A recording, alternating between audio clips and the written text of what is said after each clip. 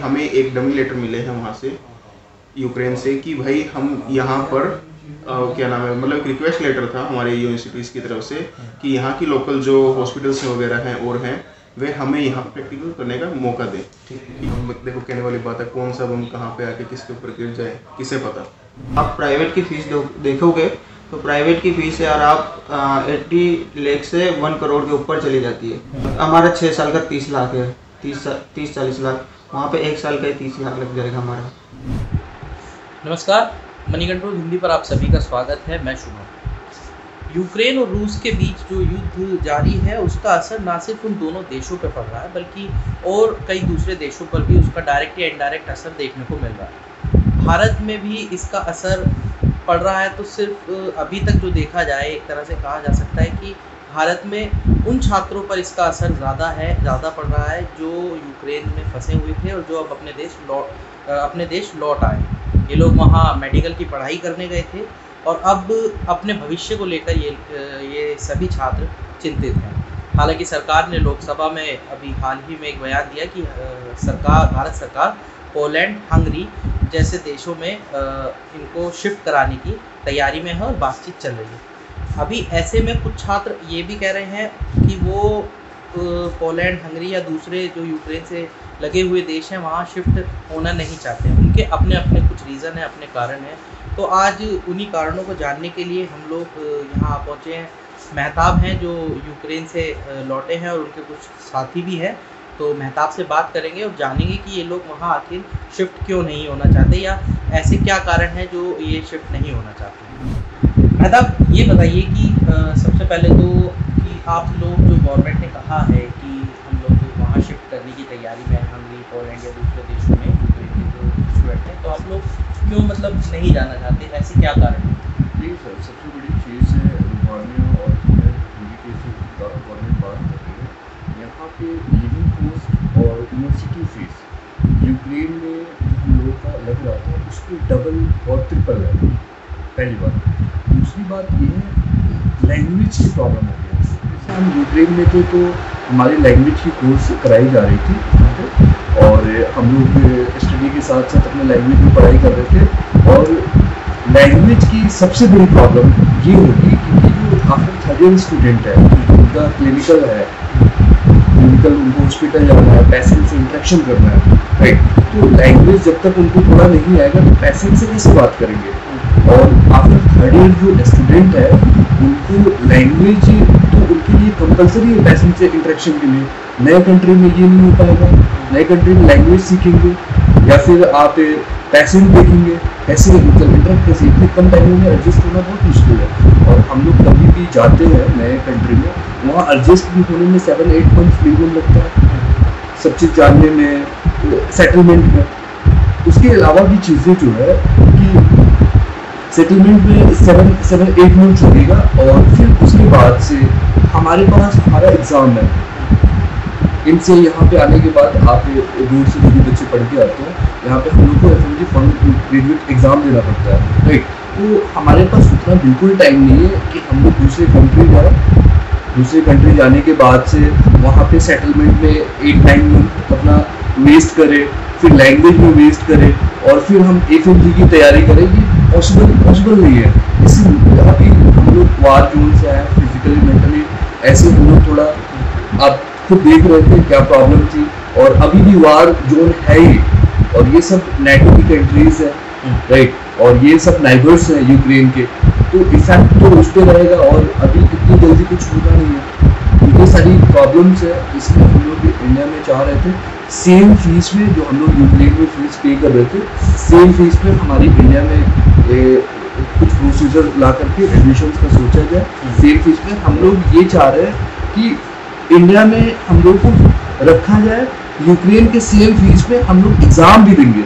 हमने गवर्नमेंट से ये डिमांड नहीं किया कि आप हम लोगों को फ्री ऑफ कॉस्ट रखो, ठीक है। कैसे कुछ स्टेट कह रहे हैं कि मैं ऐसे बच्चों यूक्रेन से आए हुए बच्चों को मैं सारा सब चीज़ करूँगा, एकोमोडेशन सारी चीज़ मैं दूंगा, फ्री ऑफ कॉस्ट मैं पढ़ाऊँगा। जैसे वेस्ट बंगाल की गवर्नमेंट ने कुछ स्टेटमेंट दी थी, कर्नाटक की गवर्नमेंट ने दिया था, केरला की गवर्नमेंट ने दी थी। बट हम लोगों का ऐसा बिल्कुल कुछ डिमांड नहीं है। हमारा बस ये कहना है टेम्पोररी बेसिस पे हम लोग को इंडिया में एडजस्ट किया गया, राइट। और उसके बाद से हमारी जब कंप्लीट हो जाएगी एजुकेशन तो हम लोग का एग्जाम होता था FMG का, हम लोग एग्जाम में अपीयर होंगे, एग्जाम पास करेंगे, उसके बाद से प्रैक्टिस हम लोग करेंगे सेम प्रोसीजर।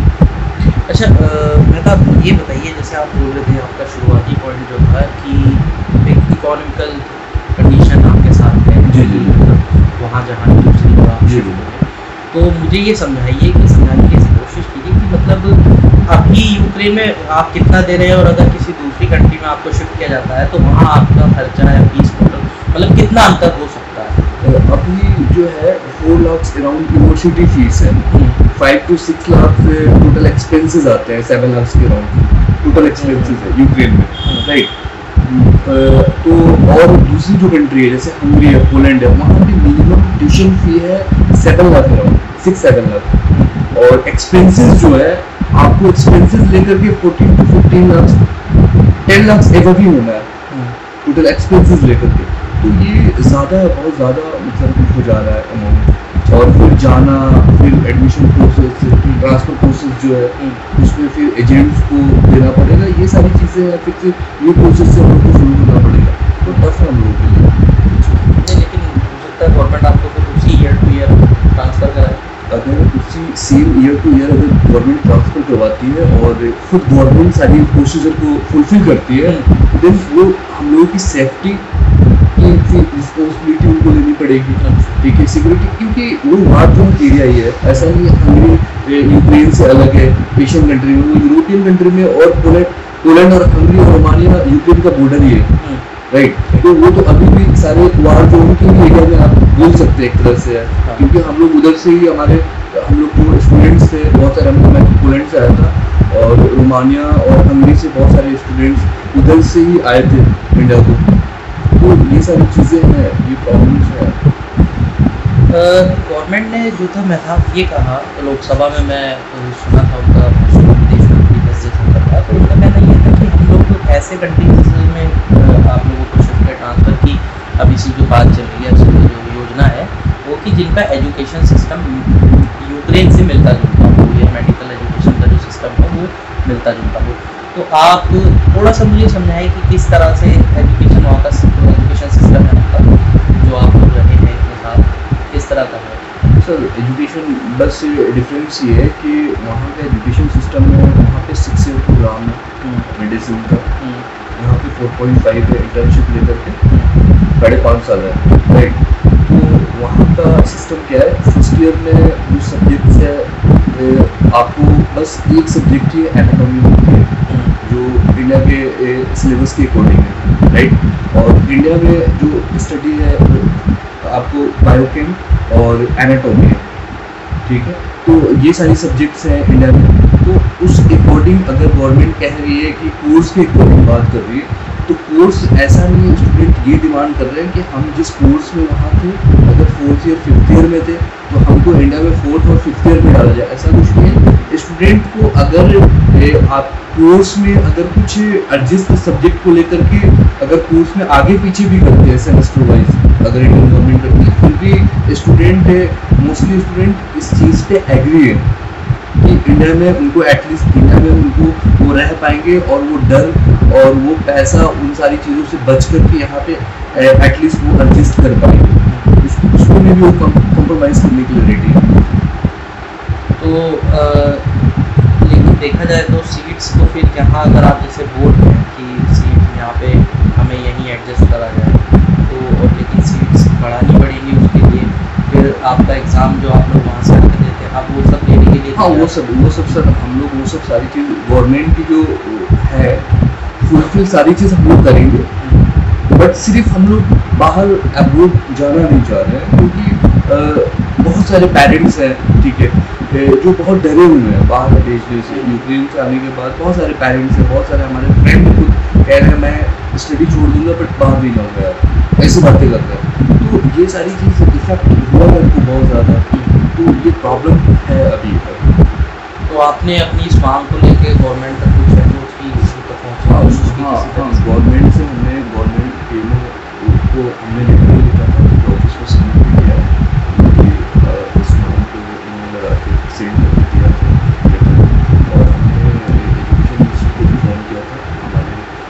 स्टेट के सीएम उनको भी फ़ोन किया था, मैंने स्पीकर महोदय को भी फ़ोन किया था, और बिरला सर उनको भी फ़ोन किया था, उनको भी सारी जानकारी दी थी कि स्टाफ और अभी लगे बात कर रहे हैं और गवर्नमेंट से इंटैक्ट करने की कोशिश कर रहे हैं।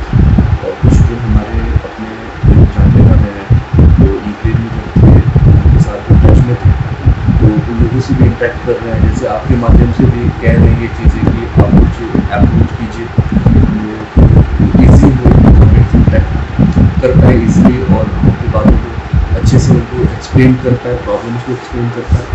तो इस तरह से और भी लोग हैं जो कोशिश कर रहे हैं इंटरेक्शन के लिए, बहुत सारे डिफरेंट स्टेट से एमपी से मिले हैं, सीएमओ से मिले हैं, जैसे आपको हरियाणा में भी सीएमओ से मिले हैं स्टेट।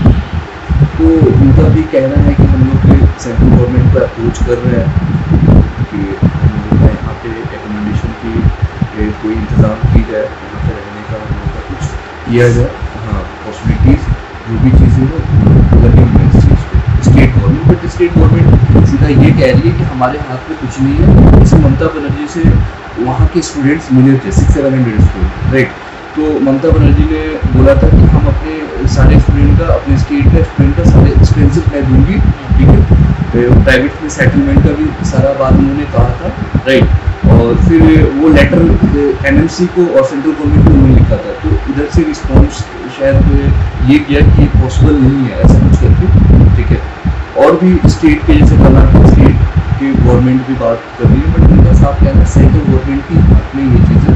तो सेंट्रल गवर्नमेंट अगर लोगों के लिए ये चीज़ करे तो ज़्यादा, सेंट्रल गवर्नमेंट से लोग बहुत ज़्यादा कुछ डिमांड तो कर नहीं रहे, सेम चीज़ डिमांड कर रहे हैं, बस उन लोगों को डर है, अभी सबको डर है सारे स्टूडेंट को, इसलिए वो लोग अभी बैक नहीं जाना चाहते हैं पढ़ने। अदरवाइज हम लोग को इतने टाइम से कोई इशू नहीं था।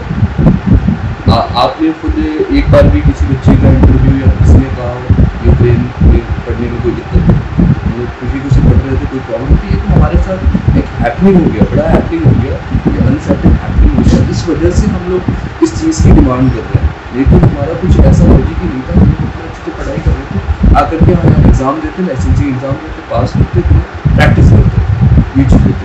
तो अभी आप वहाँ पे कौन से ईयर में थे? 4th year. यानी कि आपको यहाँ एडमिशन फिर 4th में ही अगर सर देखिए या हाँ गवर्नमेंट वो हाँ गवर्नमेंट जैसे वो अपना सब्जेक्ट्स वाइज जो भी चीज़ें हैं वो अरेंज करे, कैसे क्या सेटल करेंगे, उसके अकॉर्डिंग अगर कुछ आगे या कुछ ये भी करते हैं, ठीक है, तो हम लोगों को प्रॉब्लम नहीं है। एटलीस्ट हम लोग यहाँ पे अपनी पढ़ाई पूरी कर पाएंगे। डर और खौफ से अच्छा है कि यहाँ पे रह हम लोग अपनी पढ़ाई पूरी करेंगे। मतलब ये बताइए कि आप जो डिमांड कर रहे हैं, तो आपकी वो डिमांड गवर्नमेंट कॉलेज के लिए है या अगर गवर्नमेंट आपको प्राइवेट किसी कॉलेज में दिलाए तो उसके लिए भी चल जाएगी?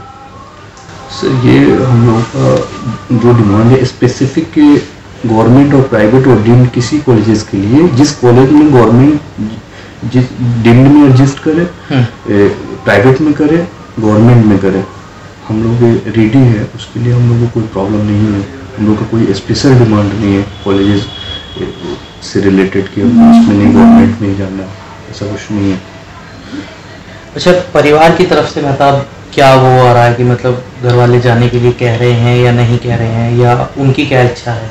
नहीं, फैमिली की तरफ से तो ऐसा बिल्कुल नहीं है, कह रहे हैं कि जाने के लिए बाहर, ऐसा फैमिली की तरफ से नहीं है। बहुत सारे सिर्फ मेरे ही फैमिली की तरफ से नहीं है, बहुत सारे जो भी आए हुए उनके भी फैमिली की तरफ से ऐसा बिल्कुल कुछ भी नहीं है।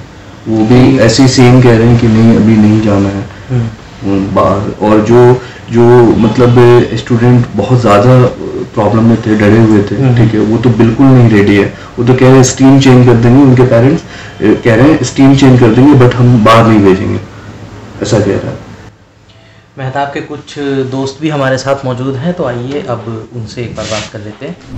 आप लोग वहाँ मतलब जैसे गवर्नमेंट, अभी मेहताब से भी हमारी बात हुई कि आप लोग क्यों मतलब वहाँ जाना नहीं चाहते अगर किसी दूसरी कंट्री में आपको गवर्नमेंट यहाँ की शिफ्ट करना चाह रही है? सर मेन प्रॉब्लम तो है एक्सपेंसिव, क्योंकि बाहर की कंट्री में 2 से 3 गुना एक्सपेंसिव बढ़ जाएगा हमारा, और बहुत टाइम लग जाएगा सर यहाँ से ट्रांसफ़र लेने में, फिर एजेंट से डॉक्यूमेंट्स पूरा, वो बहुत लंबी प्रोसेस होती है वो भी। तो हमारे सारे डॉक्यूमेंट्स अभी यूक्रेन में है सभी के, फिर वहाँ से पूरा कलेक्ट करेंगे, फिर आगे प्रोसेस होगा, तो उसमें बहुत टाइम ज़्यादा जाएगा और पैसे भी जाएंगे, फिर से एजेंट के पैसे दो और वो सब वगैरह बहुत ज़्यादा है। अच्छा, घर वाले क्या बोल रहे हैं, मतलब जाने के लिए वो तैयार, भेजने के लिए राज़ी हैं या अभी मना कर रहे हैं? सर देखिए, मेरा 4th ईयर चल रहा है, मेरा सिर्फ अगर मैं बाहर से करता हूँ सिर्फ 2 साल रह गए थे मेरे, तो अभी ये प्रॉब्लम है कि घर वाले डरे हुए हैं, लाइक पेरेंट्स तो बहुत सभी के डरे हुए ओबियसली कि कभी कौन सी कंट्री में अब क्या हो जाए, क्योंकि पहले जैसे चाइना में कोरोना हो गया, अभी यूक्रेन में वॉर हो गया, सब जगह डरे हुए हैं, तो वही प्रॉब्लम है। तो पेरेंट्स यही चाह रहे हैं कि बस इनको जैसे सेमेस्टर वाइज यहाँ पे मिल जाए, जैसे यहाँ पे 9 सेमेस्टर होते हैं, वहाँ पे हमारे 12 सेमेस्टर थे, तो जो सब्जेक्ट हमारे वहाँ पे चल रहा है उसके अकॉर्डिंग जिस सेमेस्टर में हमको यहाँ पे एडमिशन मिले, हमको कोई प्रॉब्लम नहीं है सर। अच्छा, एक चीज़ है कि यहाँ पे जो सवाल उठ रहे थे कि मतलब वहाँ क्यों जाते हैं स्टूडेंट पढ़ने, मेडिकल एड और एजुकेशन भी भारत की मेडिकल की ठीक है, अच्छी है, तो वहाँ क्यों जाते हैं वो आप बता पाएंगे? जी सर, जैसे सर आप मान के चलो 12 लाख स्टूडेंट ने एक एग्ज़ाम दिया नीट का, 12 से भी ज़्यादा दे रहे हैं, मैं 12 मान के चलता हूँ, ठीक है सर, तो 12 लाख ने दिया और सीट्स होती है अराउंड 80,000 के अराउंड। अब सर 11 लाख के ऊपर तो सर उनका जो स्टूडेंट थे उनका डॉक्टर बनने का सपना तो अधूरा रह गया। अब ये वो स्टूडेंट ये तो नहीं करेंगे कि चलो ठीक है, नहीं अब डॉक्टर बनने का सपना ही छोड़ दे, ये तो उनके वो नहीं है ना सर, तो वो उनके पास और ऑप्शन होता है, या तो यहाँ का मेडिकल कॉलेज प्राइवेट ले ले या फिर बाहर चले जाए। अब प्राइवेट की आप फीस देखो, आप प्राइवेट की फीस देखोगे तो प्राइवेट की फीस यार आप 80 लाख से 1 करोड़ के ऊपर चली जाती है। तो एक स्टूडेंट की इतना सर कोई जो मिडिल क्लास फैमिली हो इतना कोई वो नहीं कर पाएगा सर, इतना पैसा अफोर्ड। तो इसलिए स्टूडेंट के पास दूसरा ऑप्शन होता है कि हम बाहर चले जाए, बाहर में हाफ रेट में 30 से 40 लाख में बाहर हो जाता है। तो उसमें मोस्टली लोग हम यूक्रेन गए तो यूक्रेन का जो एजुकेशन लेवल है मेडिकल में वो बहुत हाई है सर वहाँ का, और इंफ्रास्ट्रक्चर और ये सब बहुत अच्छा है वहाँ पे। तो वहाँ की आप वहाँ से डिग्री करने के बाद पीजी जैसे जर्मनी ये और कंट्रीज भी वहाँ पे एक्सेप्ट करती है हमारी वहाँ की यूक्रेन की मेडिकल, तो इसलिए मोस्टली स्टूडेंट वहाँ पे जाते हैं। यूक्रेन में कितना खर्चा आता होगा आपका सर? हाँ सर, यूक्रेन में टोटल आप अगर फीस का मान के चलो तो 6 साल की फीस हमारी 20 लाख है, और जैसे फ्लाइट का और एक्सपेंसिव सब मिला के मान के चलोगे तो 35 से 40 लाख आ जाता है। अच्छा, अगर किसी दूसरी कंट्री में शिफ्ट होता है तो ये खर्चा कितना बढ़ सर सकता है? अकॉर्डिंग टू करेंसी, अगर करेंसी ज़्यादा है, जैसे पोलैंड की 3 गुना ज़्यादा है हमसे, तो वो यूरोपियन यूनियन में आते हैं, तो ओबियसली वो महंगी कंट्री है थोड़ा। तो हमारा ऐसा है कि जैसे हम वहाँ पे फीस दे रहे हैं, हमारी फीस है अराउंड 1200, एक सेमेस्टर की $1200 है। अगर वहाँ पे 3 गुना हो जाएगी वो फीस, तो मतलब 3 गुना हमको फिर पैसा खर्च करना पड़ेगा वहाँ पे जाके। तो हमारा तो सिर्फ 2 साल रह रहा है, अगर जैसे 1 साल का आप मान के चलो, 1 साल हमारा 6 साल का 30 लाख है, 30-40 लाख, वहाँ पे 1 साल का ही 30 लाख लग जाएगा हमारा। क्यों मतलब नहीं जाना चाहते वापस विदेश में, या किसी दूसरी कंट्री की जो बात अभी चल रही है कि आप लोग नहीं जाना चाहते? देखिए बेसिकली मैं आपको एक चीज़ बताता हूँ, मैं 5th ईयर के अंदर हूँ, ओके, मेरा 1.5 साल बचा है, ठीक है। अब क्या होता है, हमें ओपीडी के अंदर भी जाना होता है, ठीक है, जैसे में हमारी क्लिनिकल रोटेशंस होती हैं, ओपीडी में जाना होता है। अब एक चीज़ ये कि जो वहाँ पे जो पेशेंट्स आते हैं, हम गवर्नमेंट वहाँ पे हॉस्पिटल है उसमें हम मतलब ओपीडी देखते हैं, ठीक है, उसमें जो पेशेंट्स आते हैं वो अपनी लोकल लैंग्वेज में बात करते हैं, ठीक है। अब जब मैं जाता हूँ तो मेरे को वहाँ पे से द्वार से लैंग्वेज सीखनी पड़ेगी। अब जैसे मैं पोलैंड जाता हूँ तो मेरे को द्वार से पोलिश सीखनी पड़ेगी, हंगरी जाता हूँ तो हंगेरियन सीखनी पड़ेगी, ओके। इस चीज़ का एक बड़ा सा मतलब ये लगा लीजिए बड़ा महत्व है कि मैं उनसे अच्छी तरह से कम्युनिकेट नहीं कर पाऊंगा, तो मैं उनकी मतलब ना ही बात रिजोल्व कर पाऊंगा, ना ही मेरे को कुछ ज़्यादा सीखने को मिलेगा, ठीक है। मेरे को फिर से 3 से 4 महीने मेरे वेस्ट हो जाएंगे सब लैंग्वेज सीखने के अंदर, ओके। और फिर उसके बाद मेरे पास 1.5 साल बचे मेरे के, इसके अंदर अपनी क्लिनिकल रोटेशंस भी पूरी करनी है, ठीक है, वहाँ पे जो हमारी इंटर्नशिप चल रही है वो ही पूरा करना है। उसके बाद मुझे यहाँ पे एफएमजी की तैयारी करनी है। मेरे पास इतना टाइम नहीं है कि मतलब मैं खाली बैठूँ और क्या नाम है वेट करूँ इन चीज़ों का कि कौन सा कैसे कहाँ पर होता है, ओके। और एक और चीज़ मैं थोड़ी सी एक बताना चाहूँगा कि जो मेडिकल की पढ़ाई है, ये जो है ये एक ऐसी पढ़ाई है जो मतलब आपको प्रैक्टिकल बेसिस पढ़ाई है, या अगर आप ऑनलाइन चाहो तो उसको नहीं पढ़ सकते, ठीक है। कि हमारी क्लिनिकल रोटेशंस है, अगर मेरे को क्या नाम है कोई जैसे कैथेटर लगाना सीखना है, तो मैं वो ऑनलाइन देख के नहीं सीख सकता, ठीक है। मेरे को उसको देखना पड़ेगा, मतलब मेरे को लगा कर देखना पड़ेगा, मेरे को उसको अप्लाई करना पड़ेगा, ठीक है, तब जाके आएगा। अब सोचिए, अब मैं लैपटॉप पे बैठा हूँ, मेरे को टीचर दिखा देता हूँ ऑनलाइन, क्या लगता है आपको? नहीं आएगा ना मेरे को। तो मैं गवर्नमेंट से ये कहना चाहता हूँ कि हमें एक डमी लेटर मिले हैं वहाँ से, यूक्रेन से, कि भाई हम यहाँ पर क्या नाम है, मतलब एक रिक्वेस्ट लेटर था हमारे यूनिवर्सिटीज़ की तरफ से कि यहाँ की लोकल जो हॉस्पिटल्स वगैरह हैं और हैं, वे हमें यहाँ प्रैक्टिकल करने का मौका दें, ठीक है। उसके पर वो अभी तक लेटर वैलिडेट नहीं किया है एनएमसी वगैरह ने और वो लोकल गवर्नमेंट वगैरह ने। अब एक छोटी सी मैं इतना कहना चाहूँ, जब तक और फैसला आता है, अब जैसे मेरे जैसे सीनियर स्टूडेंट है, हमारे पास टाइम नहीं है, ठीक है, हमें एटलीस्ट प्रैक्टिकल्स करने का तो मौका दिया जाए फिलहाल, जब तक मेन फैसला आता है।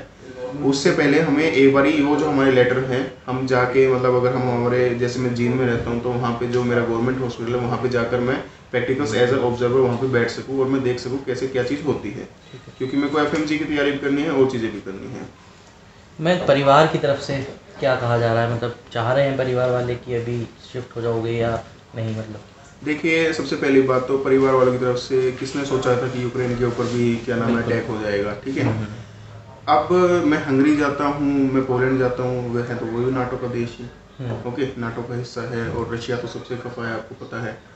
अब सीधी बात है कि भाई, अब देखो कहने वाली बात है, कौन सा बम कहाँ पे आके किसके ऊपर गिर जाए, किसे पता, ठीक है। तो ये एक, अब पेरेंट्स को बाहर भेजने में अपने स्टूडेंट्स को, करियर से पहले तो उनको ऐसी चिंता है कि इनकी ज़िंदगी सेफ है या नहीं है, सबसे पहले तो चीज़ यही है, ठीक है। अब मैं आपको एक चीज़ बताता हूँ, जो बच्चे वहाँ से आए, जैसे हमारे मेहताब भाई हैं जो सुम्मी से आए, अगर अभी जैसे दिवाली भी बजेगी, दिवाली भी होएगी और भी होएगी ना, जब जैसे बम फटेंगे, एक बार तो ये बैठ जाएंगे कि भाई साहब जी, मतलब इनको ट्रॉमा हो गया है, ठीक है, कि ये सदमे में, ठीक है, मैं आपको बता रहा हूँ, ठीक है, कि ये सदमे से बाहर निकलने में इनको बहुत टाइम लग जाएगा, ठीक है। अभी तो जैसे नॉर्मल है चीज़ें, बट कई बार फिर भी थोड़े सपने आते हैं कि भाई हम वहाँ पे, क्योंकि हमारे लिए तो अभी भी अब विश्वास करना मुश्किल है कि इतना बड़ा देश था, इतना खूबसूरत देश था, वो तबाह हो गया, ठीक है। क्योंकि हमारे लिए तो एक टाइप से ऐसा देश था जिसने हमें अपना करियर प्रोवाइड करवाया, ठीक है, हमें डॉक्टर बना तो हमारे ड्रीम को अचीव करने में हमारी मदद करी, तो यही चीज़ है। तो इसलिए मेरे को नहीं लगता कि मेरे घर वाले मेरे को मानेंगे कि आप बाहर जाए, ठीक है। वो उनका है कि भाई आप ऑनलाइन कर लो तो ज़्यादा बेस्ट है, साथ में प्रैक्टिकल्स का इधर, ठीक है। और देखिए, एक छोटी सी चीज़ है, हम ये तो कह नहीं रहे कि हमें गवर्नमेंट कॉलेज दे दो, हम एफएमजी देंगे, ठीक है, एफएमजी लेने के लिए मैं भी तैयार हूँ। यहाँ पे सीधी सी बात, थोड़ी सीटें हमारे लिए बढ़ा दी जाए, और जो थोड़ी सीटें खाली उनमें अगर हमको एडजस्ट कर लिया जाए तो कुछ नहीं जाएगा, ठीक है, गवर्नमेंट का, उनको हमको एडजस्ट कर दिया जाए, और उसके बाद हम एफएमजी भी देंगे, वहाँ पे हम जितना पे करते थे हम उतना ही पे करने को तैयार हैं।